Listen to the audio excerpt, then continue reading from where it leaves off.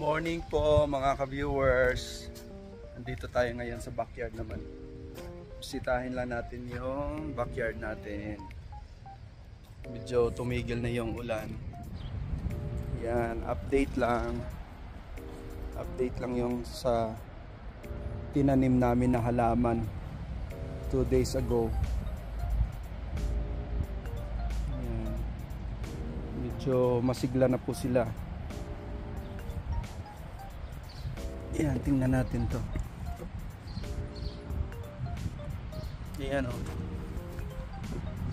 Diba, iba yung kulay niya. At saka parang biglang tumaas ka agad o.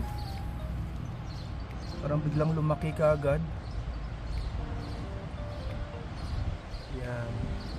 Tapos dito, mula dito sa kanto hanggang doon, mayroon tayong 16 na puno ng talong. Gusto ko kasi sa talong yung gisa. Yan.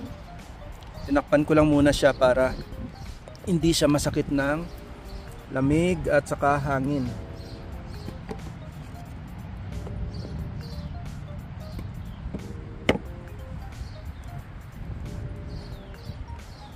Yan.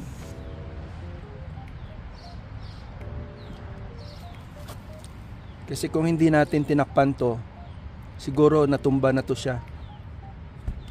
Yan, mayroon tayong mula dito, mayroon tayong 2, 4, 6, 8, 10, 12 na sili.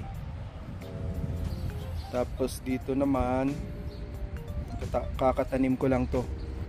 Ito na lang nilagay muna natin itim kasi wala na tayong kulay puti. Di bali na hindi makasagap ng ng araw, ng liwanag, pero hindi siya mabugbog ng hangin. Tapos another 4 na puno ng kamatis. Tapos dito naman ay another sibuyas at saka may kamuti tops tayo dyan. Tapos sa side na to medyo may kaguluhan pa konti kasi yun, yung mga timba na yon, may mga laman pang lupa yan.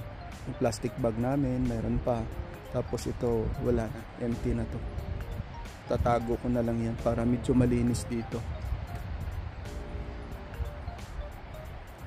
Tapos, yung nandito, ito yung alugbati sa amin kung tawagin. Malabar spinach.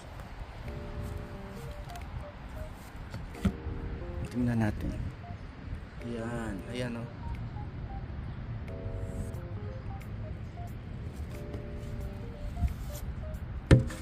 Tapos kung sabayan tayo ng panahon na medyo maganda, ito naka-ready na yung mga gagawin nating another plant box. Ito. Yan. Nakaputol-putol na yan. Yan, may mga numbering na siya. Naka-ready na. Dito natin siya ilalagay sa gilid ng bakod. Kasi yung dito nang gagaling, kahit na may mga puno siya pero open naman siya dito, kaya may liwanag sa konti. Tapos ito pala yung kabuuan ng fence namin na ginawa. Ayun, kung makikita nyo, naka-expose pa yung puno, pero pagdating doon sa dulo, ayan, ginawa ko na siyang box para hindi na makita yung puno ng kahoy, para malinis sa tingnan, diba? Yan, pero hindi pa siya masyado tapos, pero okay lang. Konti na lang nagawain yan. Yan. Tapos update ko pala kayo sa rain barrel na ginawa. Ito, kagabi in-empty namin to. Yan. Puno na naman siya. Pinagtsagaan namin na ilipat dito. 6 na container kami. Kasi sayang din naman, mahal ang tubig ngayon. Hindi pa ako nakahanap ng screen, hindi pa ako nakapunta ng Dalarama para ilagay ko dito sa dulo nito para hindi siya dumumi, malinis yung tubig.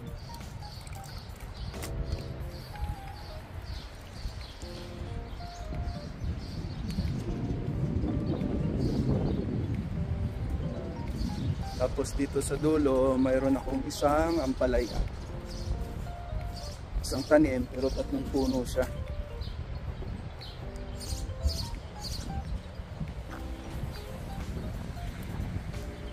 Yan. Tingnan natin. Medyo healthy naman siya. Medyo hindi naman siya nabugbog kasi na may cover siya. Tapos siguro magdagdag na lang tayo ng ibang ano dyan pananim. Tapos doon sa labas try natin na magtanim doon ng kamatis. Kasi mayroong 2 planter doon eh.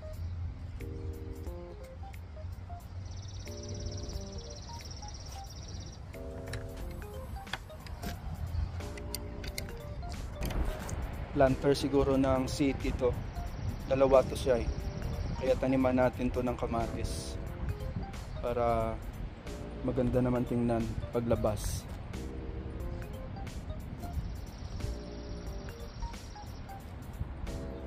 Ayan. Okay mga ka-viewers, hanggang dito na lang yung video ko ngayon kasi papasok pa ako. Alas 12 na, maliligo pa ako. Update ko na lang kayo next time kung ano pa yung upgrade natin dito sa garden ko. Wow, garden ko. Garden namin pala. Hindi pa naman siya tapos pero maganda na rin naman siya tingnan compare sa dati kong garden na kung saan lang napapatong dahil sa maliit na space. Pero ngayon, kung nakikita nyo yan, medyo madumi pa. Pero pagtyagaan na yan namin. Siguro by tomorrow o sa Sunday lilinisin ko yan. Tapos mayroon tayong kukunin doon na plant box sa dati kong tirahan, sa dati naming tirahan. Mga naiwan pa akong lupa doon at saka plant box. Kaya ilagay natin doon. Pwede natin pagtaniman ng ibang mga halaman pa para mapuno natin to kasi parang maaliwala sa mata kasi pag maraming halaman sa paligid. Tapos every morning na wala kang ginagawa or kahit may pasok ka pa, pwede ka makalabas saglit, mag-pruning, mag-harvest, kaka-relax sa mind. Okay, hanggang dito na lang. Salamat sa inyo. Hello mga ka-viewers! Welcome back po sa aming channel. Morning mga ka-viewers! Maulan po na morning ngayon. May nakita kami, nahuli. Kamusta? Ano, kamusta na papel mo? Bakit? Oo nga. Bakit ikaw? Panggabi ka? Hello muna kay... Hello vlogs. Sa asawa mo tsaka sa anak mo. Hello kay Jenny tsaka kay Liam. Uy, ano, kamusta na papel mo? Okay na. Na-PR ka na? Hindi pa. Kaka-medical pa. Oo. Ay, magkasunod kayo nila. Ano pala? Una naman talaga sila. Oo. Si Jason pa pa lang. Pa-medical pala. Ayan. Lapit na. Kuhanin mo agad sila? Oo. So kahit magkawala. Uuwi ka? Parang uwi ako. Ay, susunduin mo. Uwi ka talaga. Uwi ka talaga kasi. Uwi ka talaga kasi matagal ka na naman bago makauwi. Kaya promise. Tulad din siya uwi. Eh. Paano? May ipon man konti. Oo, yun yung maganda. Uwi ka pa, may ipon. Sana all may ipon. Sabi mo na mo. Magbibili lang ng pagkain. Baon. Galing pa trabaho. Kararating mo lang? Kakaos mo alas 7. Pero partida, mukhang hindi puyat po. Poging-pogi pa rin. Sige. Ay, sige, congrats. Malapit na yan.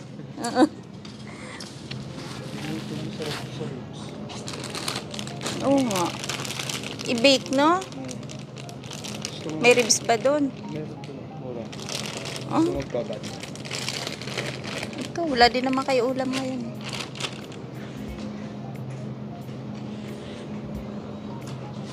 Yung medyo manamis na miss, ano?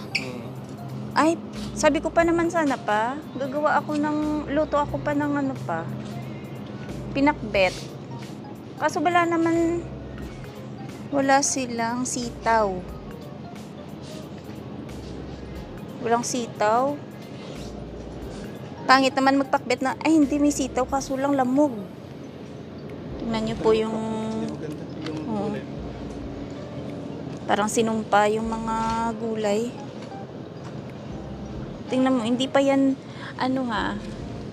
pasira na pero hindi man lang diniscount. Dapat yan discounted na yan, Papa, no? Yan na lang, hanap ka ribs, yan na lang ulam nyo. Ako, bibili akong manok. Ay, kailangan natin ng Ito kasi yun. kasoy. Yung plain lang siguro. Plain lang, ha. Ayan, $5. Pwede na yan. Para lang sa... May ibibake ako eh. Ay, walang laman yung mga shells nila, oh. Wala, bakit walang manok? Papa, ito ribs, oh. Ribs, sakalak ba ribs? Walang ako ng chicken breast.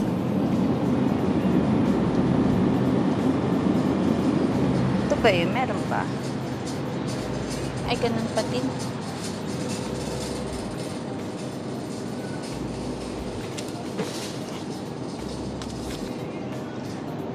Kakasimula mo lang pala mamili. Kapasok mo lang.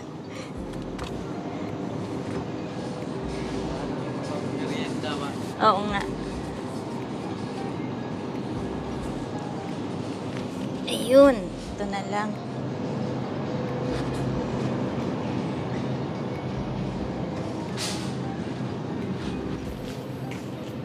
Ay, ang mura ng ribs, oh. 3 lang. Pwede na siguro 3 lang. Wala yung mga maliliit. Ay, limit 2 lang, Papa. Yan, no? Limit 2 lang. Pwede na, no? 8 isa. Mura na to. Dito po sa Freshco, ayan, no? Nakasale yung ribs. Oo. Kasi limit 2 lang. Kasi pag wala siyang taba, ayan, maganda yan. Pag walang taba kasi parang dry. Baka mo na yun, tig 18 lang. 18 pieces.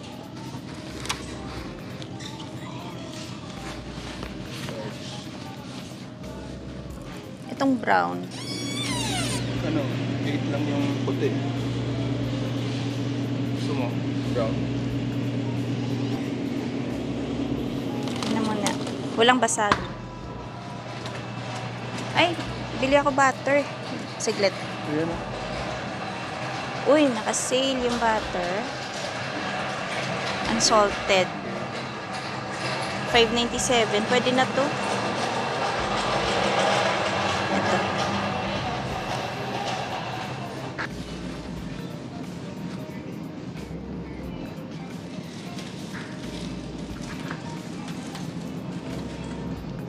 O tocino. Anong mas maganda?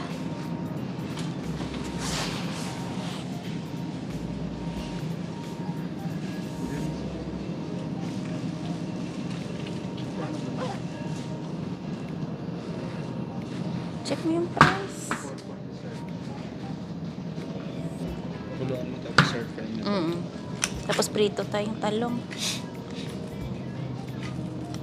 Condensed milk doon.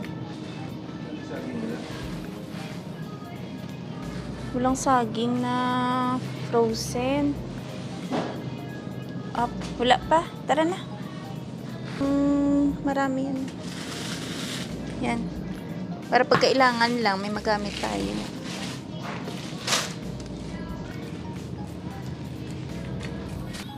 Spam tocino flavor. $3.88 lang. Ay, naka-sale yung coconut milk nila. Marami pa tayo. Oo. Kailangan ko ng condensed milk.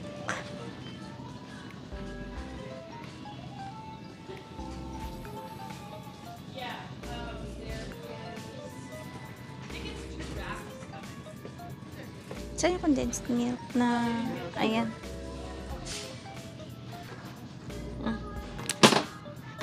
Gusto ko siya papakin. Yan lang. Uy, ang gaganda ng mga bulaklak nila dito. Oh. Pwede pang Mother's Day. Hindi kasi perennial eh. Nina Rose, hindi. May ano siguro. May mga perennial din siguro dito. Ganda.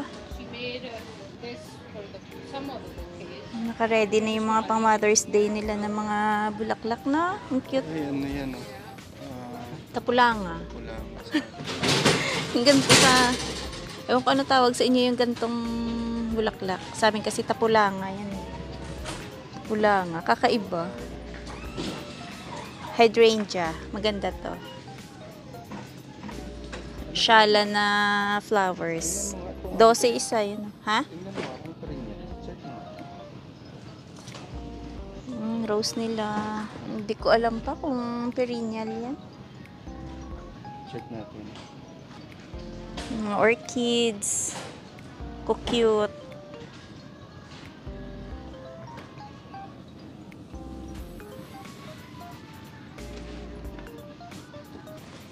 So, ayon sa Google, perennial daw po yung hydrangea.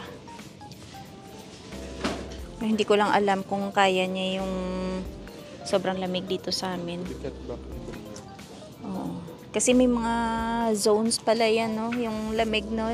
Depende kung dito sa Saskatchewan, tumutubo balik itong hydrangea. Kasi sobrang lamig din eh. And lime green. Ayan, lime green.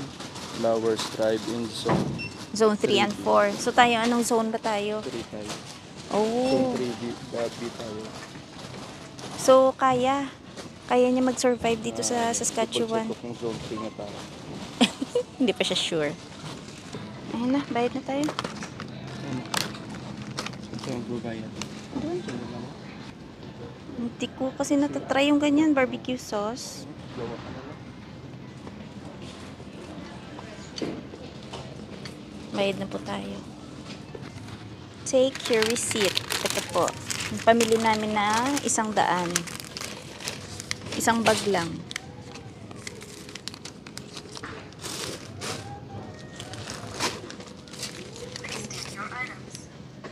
Ito na nga eh. Kinukuha na nga eh.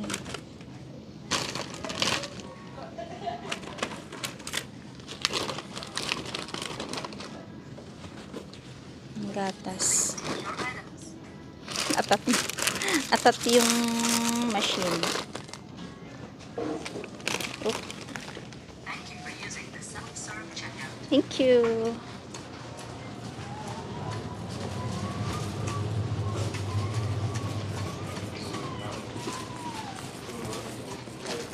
Tapos na po tayong mamalengke. Ano na kami? Ay, bye-bye.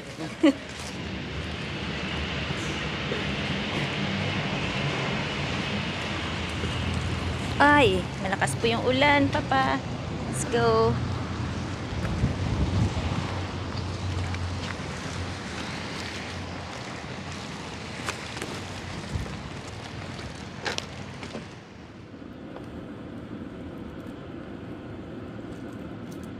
Sarap ng ulam. Ayun, no? Labong na may mais. Tsaka may konting hipon. Gata. Tsaka ayan, lagyan na natin yung ay, may tubig pa. Lagay ko na yung spinach. Pwesto natin dito. Natin yung spinach.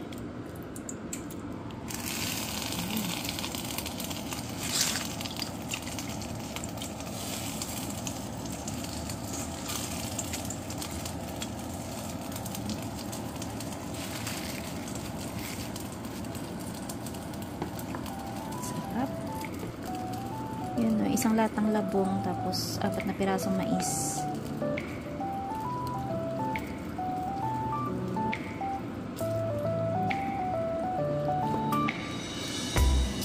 Ayan.